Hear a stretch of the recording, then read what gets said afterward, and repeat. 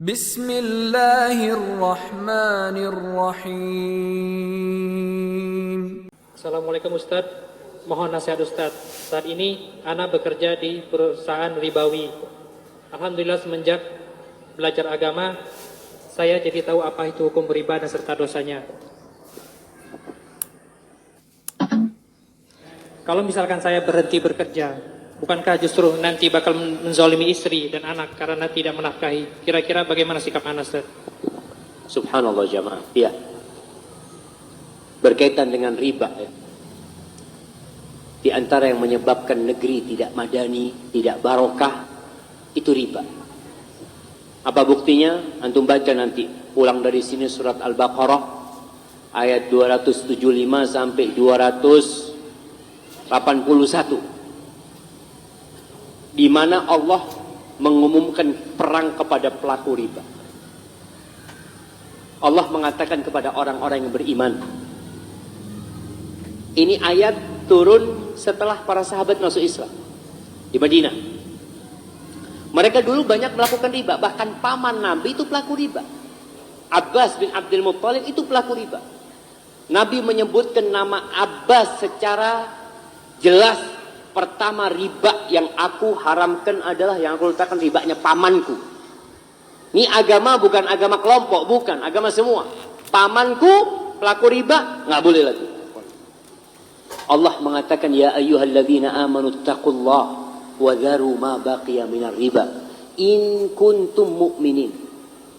Wahai orang-orang yang beriman, bertakwalah kalian kepada Allah dan tinggalkan sisa riba kalau kalian beriman. Allah katakan kalau kalian beriman, artinya yang dihidupkan itu iman. Bukan karena kalian mendapatkan pekerjaan yang lebih enak untuk anak istri kalian, kemudian kita berhenti riba. Bagaimana dengan wanita-wanita yang jadi pelacur? Dia mengatakan, Ustaz kalau anak berhenti jadi pelacur, anak-anak anak makan apa? Dia berpikir, ini kan sudah profesi anak Ustaz. Dan anak tidak ganggu orang kok. Subhanallah. Ada pemikiran seperti ini, padahal Allah mengatakan fa in lam taf'alu. Kalau kalian tidak meninggalkan riba, fa'dhanu biharbin minallah wa rasul. Maka umumkan kepada mereka perang dengan Allah dan Rasul. Kalau negeri sudah mengumumkan perang kepada Allah dan Rasulnya, hancur itu negeri. Ketika mereka tidak mau berhenti dari riba. Kenapa sih harus riba jemaah? Yamhaqullahu riba wa yurbis shadaqat. Ustaz nggak ada kerjaan lain. Kata siapa?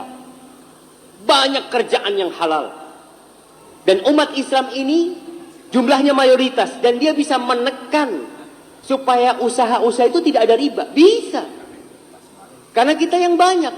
Kenapa sekarang muncul bank syariat? Karena umat Islam menuntut harus ada bank syariat. Kenapa semua bank konvensional buka cabang syariat? Karena kita yang nuntut. Minta supaya ada bank syariat. Artinya seorang muslim ketika meninggalkan riba, mau tidak mau perusahaan itu akan berpikir. Karena selama ini yang nabung di tempat dia, yang pinjam sama dia muslim.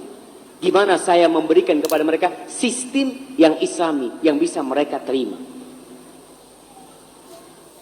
Orang yang menyimpan duit di bank, dapat nggak dosanya riba?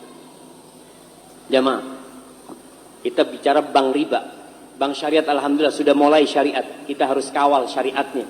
Walaupun ada yang masih namanya doang syariat. Tapi ke depan insya Allah mudah-mudahan jadi syariat. Antum punya uang 1 miliar ditaruh di bank. Dosa nggak antum? Ustaz, untuk keamanan Ustaz. Iya. Kalau untuk keamanan, ya antum ambil safety box. Antum ambil duit itu belikan tanah. Aman insya Allah.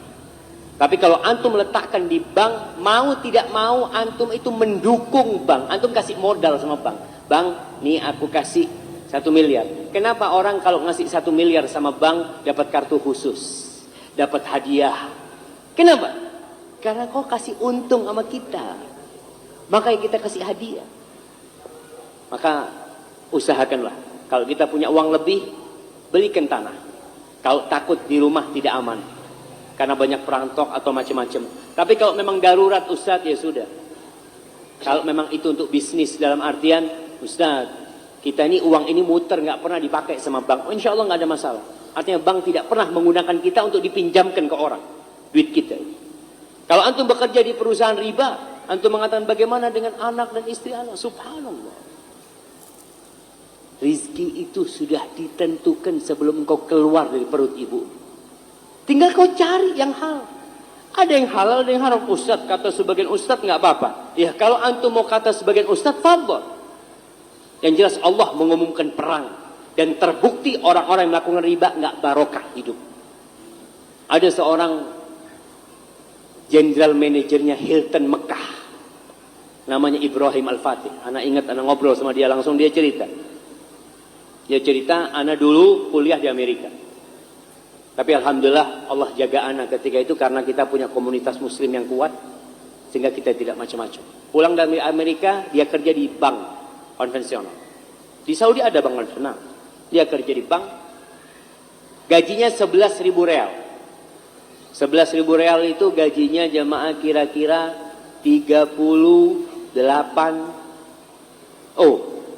jutaan sekarang. 40 juta gaji sebulan dia. Suatu hari pamannya datang, adik ibunya datang lagi mau makan di tempat dia, cerita macam-macam tentang kesuksesan dia, duitnya banyak. Ditanya sama pamannya, kau kerja di mana? Oh, alhamdulillah paman, aku kerja di bank, kata dia.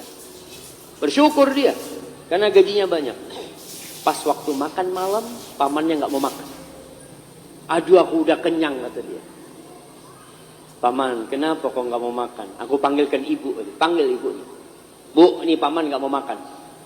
Kau kenapa nggak mau makan? Kata dia. Aku udah kenyang. Enggak, kau bohong. Kenapa kau nggak makan?